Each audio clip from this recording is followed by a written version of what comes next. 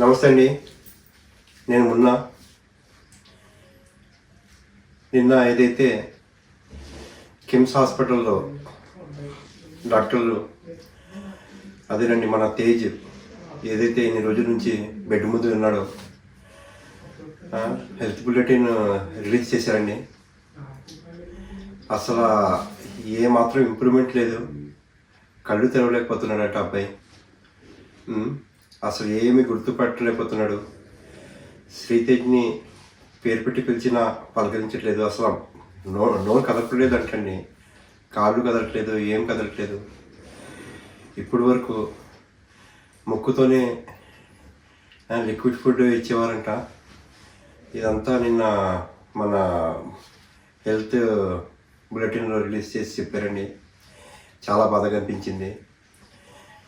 ఆ టైంలో పుష్పలో రిలీజ్కి తొక్కిసలాటలో అయిన సంఘటన అందరికీ తెలుసు. అందులో అమ్మగారు రేవతి గారు చనిపోవటం, ఈ బాబు ఇలా జీవశవంలా పడి ఉండటం అందరికీ చాలా బాధేస్తుందండి.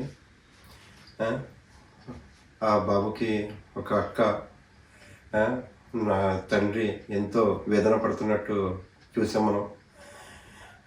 ఆ బాబు కోలుకోవాలనుకుని అనుకున్నాం, కానీ అసలు చాలా క్రిటికల్గా ఉన్నట్టే కండిషన్ చెప్తున్నారు. ఆ టైంలో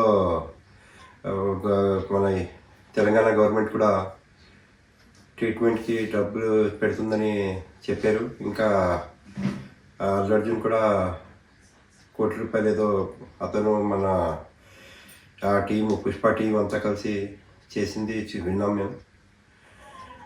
కానీ అలాగే ఆ బాబుని ఇక్కడ ఇంప్రూవ్మెంట్ లేకపోతే ఎక్కడో ప్రదేశాల్లో తీసుకెళ్ళి ట్రీట్మెంట్ చేయవలసిందండి. కానీ అలా వదిలేసి ఇక్కడే వెయిట్ చేయటం కన్నా ఒకసారి బయట, అంటే ఇక్కడ డాక్టర్లు లేరని కాదు, ఉన్నారు.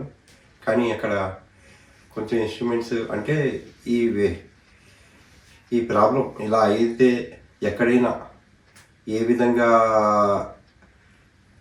ట్రీట్మెంట్ చేసి మంచిగా చేశారో తెలుసుకొని ఇలాంటి ఇష్యూలు ఏమైనా ఉంటే, ఇలాగా తొక్కిసలాట కానీ ఏమైనా ప్రెషర్తో అయిన ఇష్యూ వల్ల ఏదైనా ప్లేస్లో ఏమైనా ఇలాగా మంచిగా ట్రీట్మెంట్ అయ్యి ఉంటే కనుక అలాంటి ప్లేస్ కనుక్కొని, అంటే ఆ టైంలో ప్రకటించేశారు డబ్బులు ఇచ్చేస్తానని, అంతే. మళ్ళీ దాని తర్వాత మళ్ళీ అటు వెళ్ళటం కానీ అంటే చెప్తున్నాను.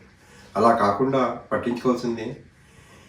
నిన్న ఏదైతే ఆ హెల్త్ గురించి రిలీజ్ చేశారో అప్పటి వరకు ఎవరికి ఏం తెలవకుండా ఉండే, ఇప్పుడు తెలవగానే కొంచెం బాధపడ్డాం. ఎందుకంటే బాబు ఏదో ఒక రోజు కోలుకుంటాడని అనుకున్నాం, కానీ ఈరోజు ఇలా ఉంది పొజిషన్.